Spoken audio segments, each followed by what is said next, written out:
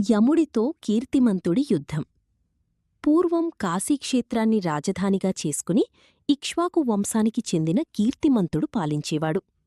ఒకనాడు కీర్తిమంతుడికి వేటమీద కోరిక పుట్టి అడవిలో వశిష్ఠాశ్రమ పరిసరాలకు వెళ్లాడు. అప్పుడది వైశాఖమాసం.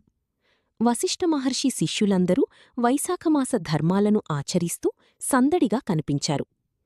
వైశాఖమాస ధర్మకార్యాలను అప్రతిహితంగా కొనసాగించడానికి వశిష్ఠ మహర్షి అప్పటికే ఆశ్రమానికి చేరువలో బాటసారుల దప్పిక తీర్చడానికి చలివేంద్రం, వారు సేదదీరడానికి అనువుగా చలువ పందిరితో ఒక విడిది మంటపం ఏర్పాటుచేశాడు. వశిష్ఠుడి శిష్యుల్లో కొందరు చలివేంద్రం వద్ద నిలబడి బాటసారుల దప్పిక తీరుస్తున్నారు. ఇంకొందరు విడిది మంటపంలో ఉన్నవారికి రసభరితమైన పండ్లు అందిస్తున్నారు. మరికొందరు సేదదీరుతున్న బాటసారులకు విసనకర్రలతో గాలి విసురుతూ సపర్యలు చేస్తున్నారు. ఇదంతా చూసిన కీర్తిమంతుడు ఆశ్చర్యపోయాడు. వశిష్ఠుడి శిష్యులను సమీపించి, మునికుమారులారా, మీరంతా ఎవరు? ఇదంతా ఎందుకు చేస్తున్నారు? అని ప్రశ్నించాడు. రాజా, మేమంతా వశిష్ఠ మహర్షి శిష్యులం. ఆయన ఆదేశం మేరకు వైశాఖ ధర్మాలను నెరవేరుస్తున్నాం అని బదులిచ్చారు. ఏదైనా క్రతువులో భాగంగా ఈ పనులన్నీ చేస్తున్నారా? ఈ దేవత ప్రీతికోసం ఇదంతా చేస్తున్నారు. దీనివల్ల ఫలితమేమిటి?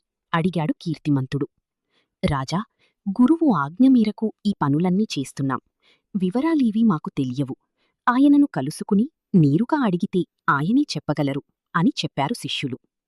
కీర్తిమంతుడు వశిష్ఠాశ్రమంలోకి ప్రవేశించి వశిష్ఠ మహర్షికి నమస్కరించాడు.